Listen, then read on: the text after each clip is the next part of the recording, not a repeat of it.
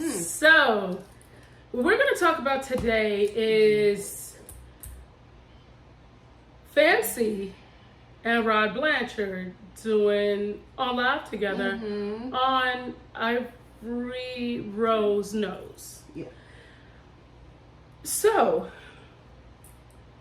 I will say this. I think it was kind of brave of Rod Blanchard, but I also feel like, Christy was like, I'm going to throw him in the match, okay? She was throwing them gang signs back there, because yeah. I think he did his best, right? I think Fancy came with great information. The way it was presented, not so much. Yeah. It did come off towards the middle to the end of him and Fancy speaking more of an attack. Yeah. So I would say I use the analogy as you slapping him and then stroking his head, slapping him and stroking his head. I often say to my daughter that it's not what you say, it's how you say it. Right. Right? Yeah, absolutely. And a lot of times when you're trying to get your point across, when you present it in a way that you put someone on the defense already, it's not received, right? And not everybody's able to dissect the conversation that they've had with you and say, okay, well, aside from the things that was offensive, let me see beyond that. Not everyone's able to do that. And that's okay. Everybody's different, right? Yeah.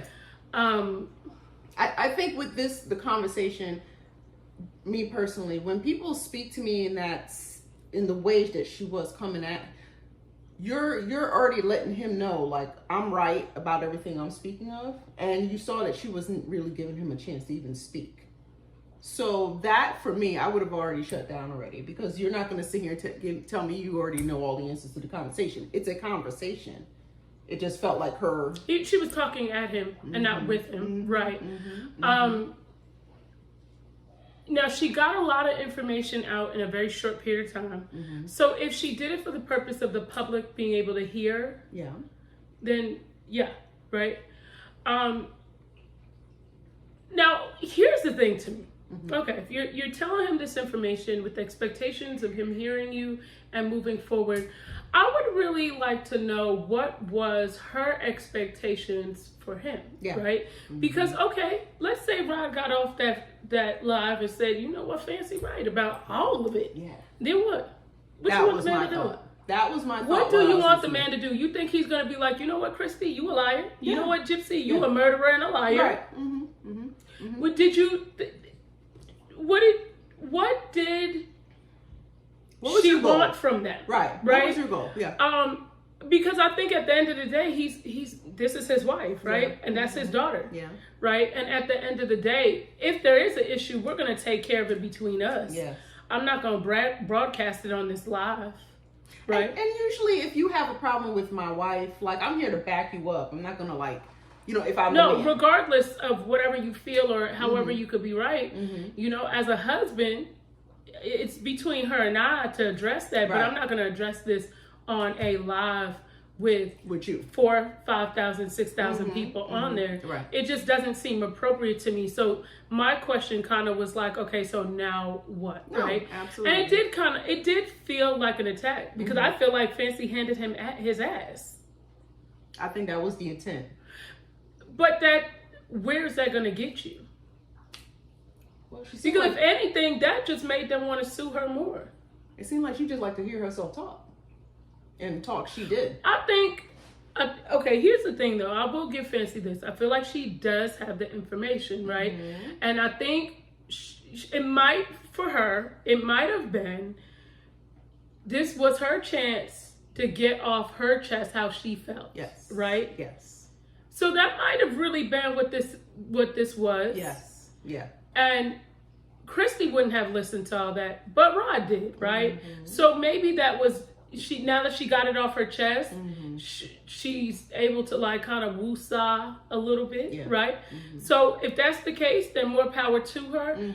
But I also feel like to attack Rod to that level, to me, just didn't seem right. No. I also feel like keep in mind, he was 17 years old, and he actually admitted on the live, I don't remember if there was the part in there that you heard it, but he had admitted he was 17 and he had 2 women pregnant. He was technically a minor. You know, and he said he went, started working on the boats, and worked his ass off. Yeah. The reality is, this man has been a provider for most of his life. Yes. Right? Yes.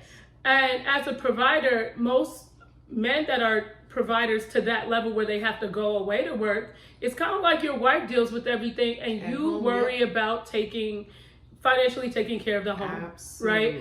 Yep. And so I feel like the attack on him might have been like a little inappropriate as well, just because of that, because at the end of the day, you know, he did what he thought was best, and we don't really know his upbringing either. Absolutely, right? Yep. And he just worked and did what he had to do to provide. Yeah. And I'm not really sure if I feel like he truly deserved that. No, he didn't. He didn't. I think it was good intentions for him to even come on that and try to defend the family. I do think there was a lot of information, even for myself, just a lot of information just being thrown at him. And I did feel like it was a little bit of venom in her voice towards him. So I do agree that... No, it was definitely hard to digest. And I feel like when you're speaking to someone and they're giving you a lot of information at one time, your brain has to process it. And I don't feel like she gave him the time to process it and even respond. Yeah. And she would say to him, correct, as in... It felt like a trial. Yes, it didn't feel like a conversation. Right. And what I didn't like is that Aubrey Rose Knows had to say, this is now an attack. Yeah. Right? Yeah. Because at the end of the day, she said to him, like, well, you know, if you want to discuss this, I feel free to discuss this, blah, blah, blah, blah, blah. But the reality is, how are we going to discuss this in a private setting, even with our attorneys, if you're already talking at me? Then in a private setting, it would only be worse. Yeah. And that is why I feel like he, you know, was saying he wouldn't. I feel like it was a lot, and he had to be overwhelmed, and I think that he tried to handle it as best as he could. Yeah. I do think he was very respectful. No, he was throughout the whole thing. But that even went through my mind too. Like, why is this not being rationed out between the attorneys? Why is she coming at Robert this whole thing? I even feel like, was he a part of all these, you know, the areas that she was hitting on and talking about? And and was he even a part of I all will this stuff? say he did seem very unaware. But again, we have to speak about the fact that he has a job where he's away on a boat for months, right? Yeah. So, you know, it's like, you got to think about it. Men in the military, they're away, right? Like,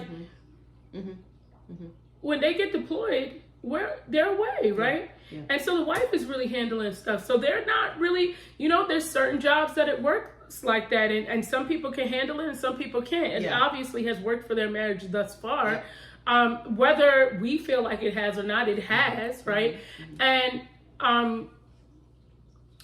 I think that he was hit with a lot, and it is something that he would have to digest. And if he can look past the fact that Fancy went that far, but then really at the end of the day, what does that achieve for him? I think it was so much information. Some of the information may be correct, some of them might not. You know, but she was just giving him so much information. Like, like the way she was giving it to him, how are you supposed to digest, like, what's true, what's not? Because she's already come with the dialogue already, and she's hitting you, boom, boom, boom, boom, boom, boom, boom, boom, boom. What are you going to say? Like, I'm going to spend my time chasing down this theory, disputing what you said over here. This will be the longest conversation ever. And I would not sit there and go through that whole thing. No, and also, it's not like he was sitting there with her medical records. He was sitting there with, you know, like he almost seemed like he was up Schitt's Creek with no paddle, because it wasn't, I don't feel like it could be received well. I feel like if someone spoke to me like that, it wouldn't be received well. No. So I just think on a whole, it was a lot for him. If information is being thrown at you where you got to go back and look at your files to say, well, no, this is what like. It's that type of stuff that she was throwing at him, giving him dates. And, you know, him saying, like, you know, she's a murderer, she's this, she's that. I feel like certain things you have to kind of look at it and say, okay, this happened. Yeah. Right? And say, okay, even if his daughter's not honest. Yeah. Right? What does he do with that information? That was my thought the whole time. I didn't know what the point. What does he do with that information? So I don't know if it was really fancy. He was just trying to get everything off her chest. I do think it was something that should happen between the attorneys if they were, you know, if you want to litigate it, then, you know, but at this point, what are you gonna say? Look, what she's like telling him, well, you could reach out to me any information that you need to know. You already decided I'm the winner in this. Ding, ding, ding, ding, ding, ding, ding. I'm gonna let you know. I'm dictating you. You contact me. I'll let you know. Like, I have everything. Yeah. You don't need anything from anybody else because I have the everything. Truth. I have the truth. I've already determined I'm the truth teller in the whole thing. She's already outlined that whole thing, and that's what she came at him with. So it was not a conversation designed for you to have an opinion or a point of view. It was for Fancy to show that, hey, I'm Fancy and this is what I do. That's how I took it. I would not have participated in that. Because as soon as you keep cutting me off and you won't let me speak, but you want me to let you speak. Well, I think he came to a point where he was kind of tired of the situation, so he kind of just let her run her mouth. But then it came to a point where when she said, if you want to be a shithead, then you and that it's like, so now you want me, not only did you speak at me, now you telling me when I've been nothing but respectful to you. Now I will say this, we done seen Fancy act a donkey before, right? So I guess if you want to say that was probably her best behavior that we've seen. You know, okay, this is mild. But yeah, you're still not going to be verbally attacking me. You're not going to be calling, you know, my daughter names, my wife names, you know. But then you want to hit me with some truth. Then you hit me with some stuff that may or may not be true. Because do you think I'm going to turn on my wife and daughter on this live here? Even if they were wrong, do you think I would turn on them on this live here? Like you said, what you want me to do? And so what? What you want me to do? Okay. And it happened. So what? Because, you know, in his mind, that's his daughter. You're not telling me my little muffin unalived her mom just for some sausage and some dollars. And let's keep it real. Rod lived that life. Rod lived it. Not only that, to really keep in mind, this man's been married to that woman for 30 years. I guarantee you ain't nothing you could tell that man about his wife that he don't already know. Absolutely. He might not be saying it. But that man knows that Christy ain't no stay-at-home mom that be sitting on the couch watching Days of Our Lives. And he knows that she be causing days of their lives, okay? That's why y'all on that shit. Right, okay? So that man is not unaware. So she wasn't schooling him on nothing. Yeah. You know, pretty much, yeah. That man just was like, okay, baby, if that's what you say, honey, like, just go on and just do your thing. That's a Tuesday in the Blanchard household. Okay. So, okay. Yeah. So you're sitting here telling me you want to read me on my life. Yeah, and he said I lived it, you know. And like I said, I really do want to remind everybody that this man was 17 when she was born. You have a child that young with special needs. That's overwhelming. Yeah. You know? So I just don't feel like that's the way. And maybe it would have been better suited if it was something written out to him. Yeah. And, you know, I would have had 2 or 3 people proofread it in terms of, like, the way it was presented. Like, generally, I think, for me, if it's something that is really important to me or dear to my heart and something that I want to say to somebody, I will generally write it out and have 2 or 3 people look at it and say, well, how would you receive this? Yeah. Right? Yeah. Because I know how I intended it to be, but how would you receive this? And maybe something in writing would have been best. Or even did he get a chance to even know the things that Neither one of them knew discussing? that was happening.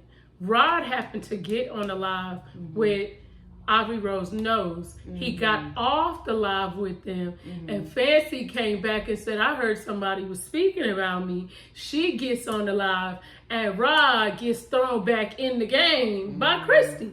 So Rod really was like, he just, somebody threw him in the pool. All he knew how to do was doggy paddle, and the man tried to doggy paddle up out the pool. Yeah. Listen, I think he did his best. No, I think he was, He did not disrespect that woman when he could. Yeah. She gave him a lot of reason, and I think when you first watch it, you see it and you're like, oh, she just, Fancy, she's spitting some facts, but I think when you bring it down to a human level, you realize that there's no way that could have been received well. Yeah, and I think people, like I said, even with Dee Dee and Rod or whatever the situation was, on a human level, 17, you have a child, you're trying to figure things out. You don't know if you're getting any support. You don't know, maybe you don't know how to be a father or whatever it is. You do have a child with disabilities. That's tough being a parent doing all that. Yeah, it's tough being a parent with a child with no disabilities. Right.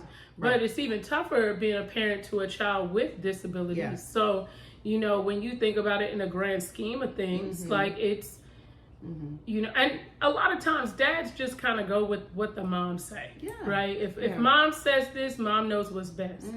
And, there's plenty of times dads will say, well, dang, hindsight, when I look back on it, and that just kind of is what it is. And not for nothing, moms, we don't have a book on there's no handbook to parenting. Way to do this. Yes, there's no handbook to parenting. You're just winging it. I don't know about you, but every 17, day, I was doing. Girl, let me tell you things, something. If I had a baby at 17, girl, my baby would have been the most ghetto thing on this planet.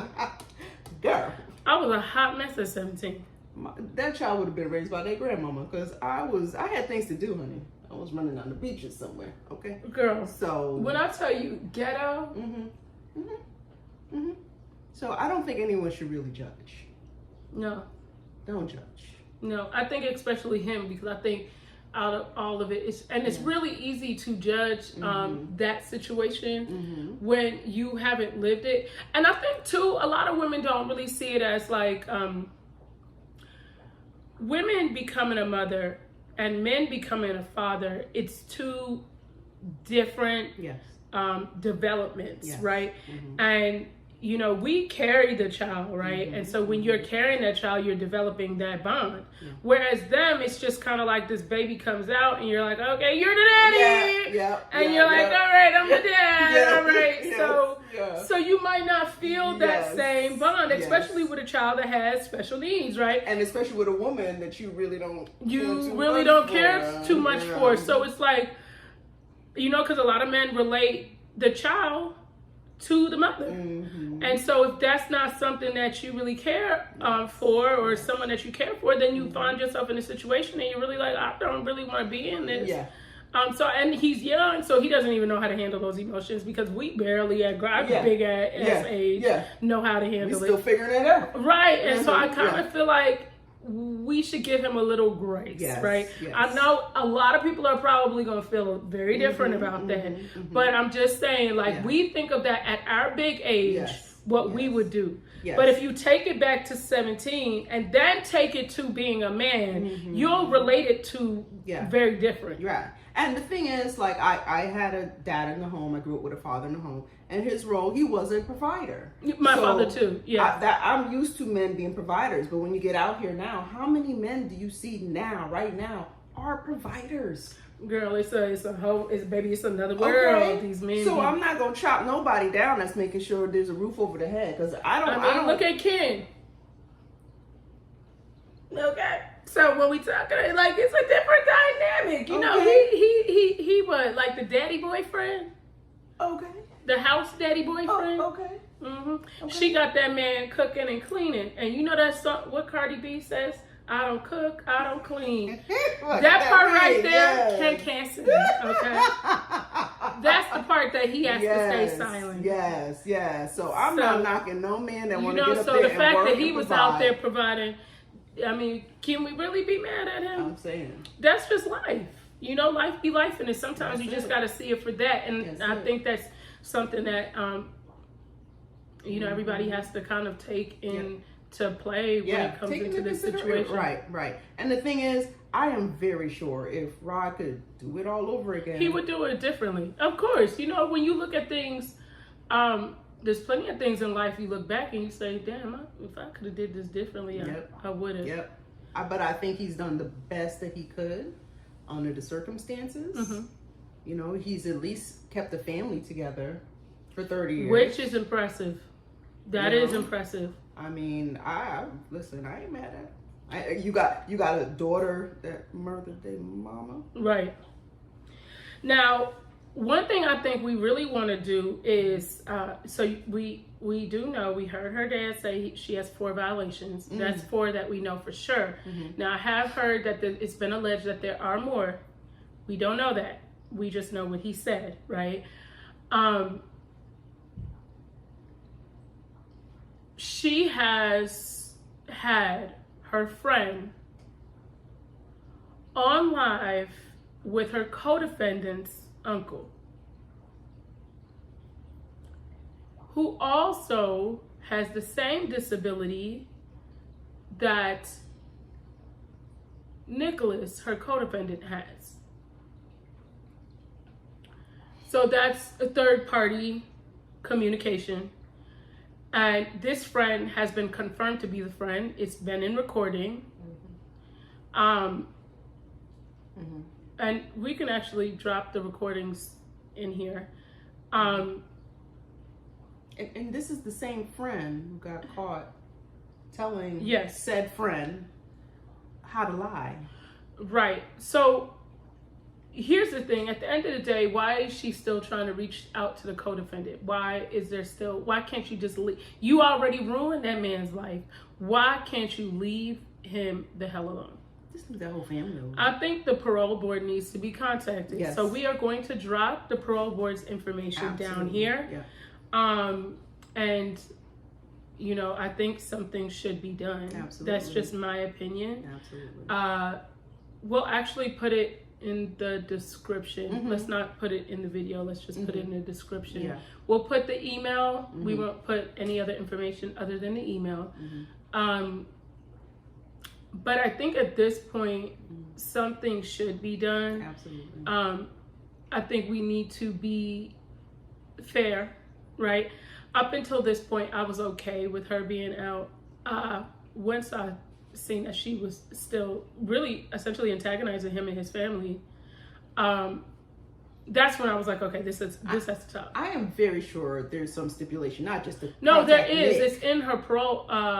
In her parole. Mm-hmm. The thing is, she believes that she's above the law, and the fact that her friends would even do that. First of all, no friend of mine would do anything and not talk sense to me and say, you know what, Nina, this is not a good idea. This could actually get you in trouble. And this has already happened to him. Why don't you just leave it alone? You know, but that has not been done. Yeah. So I feel like that is something that we need to do. Which speaks to the people that's around her. Yes. Because being out on your own is not working. It's not working for you. No, how do you have 5 violations and 4 violations? You only been out for, because I'm gonna tell you this: if I was on parole, I would be sitting my ass in the house. I wouldn't even move. Listen, as a society, I wouldn't move an inch. I wouldn't move an inch. Yeah. Okay. Because I don't know if I move too far left if the parole board coming to pick me up. I'd be very concerned. You know, so I personally would not have done anything that would have slightly compromised my freedom. Yeah. I'm telling, my 6 months has been disturbed just talking about all this stuff with this girl. So just on that alone, she needs to go find something to do. So we're gonna do that. We don't, you know, it seems like there's some things in the works.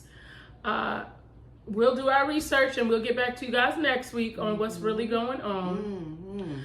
we were going to do a video today about a young lady that has disappeared, but I think we should wait till next week because I will send Nicole more information and then we'll be able to have like a little more info and dialogue about it. Now, this one's going to be a serious one. This is probably going to touch a lot of people. So I want you guys to look out for this because we can help in some sort of way, even if it's just bringing awareness.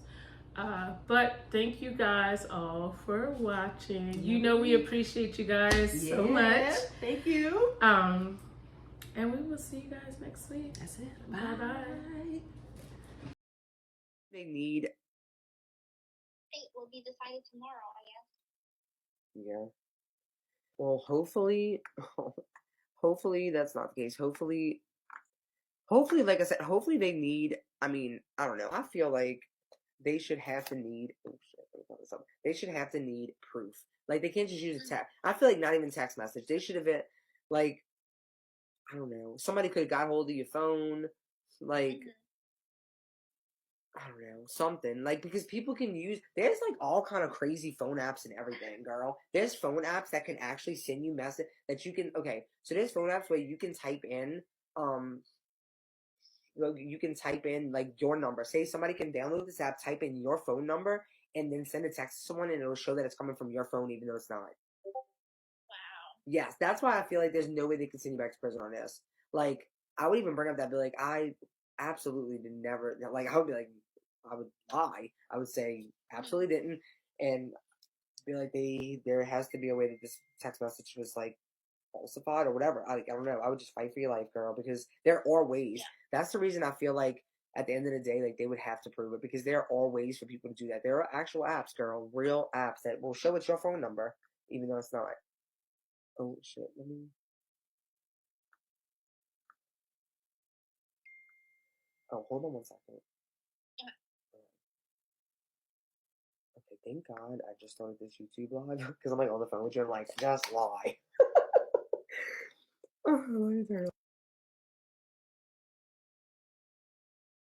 will be decided tomorrow, I guess.